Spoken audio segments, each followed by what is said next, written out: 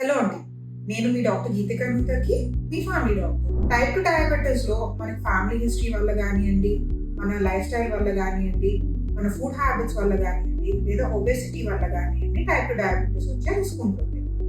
వెరాస్ type 1 diabetes మనకి మేజర్‌గా genetic issue అన్నమాట. మనకి సింప్టమ్స్ వచ్చేసరికి almost 90% of the cells damage అయి ఉంటాయి. సో ఈ పాయింట్ ఆఫ్ టైంలో పేషెంట్‌కి మేజర్‌గా polyuria, polyphagia, polydipsia, glycosuria, weight loss, fatigue, irritability ఇట్లాంటి సింప్టమ్స్ ప్రెజెంట్ అవుతాయి. సో ఈ టైప్ 1 డయాబెటిస్ మనకి చిన్న పిల్లల్లో నుంచి పెద్దవాళ్ళలో కూడా రావచ్చు.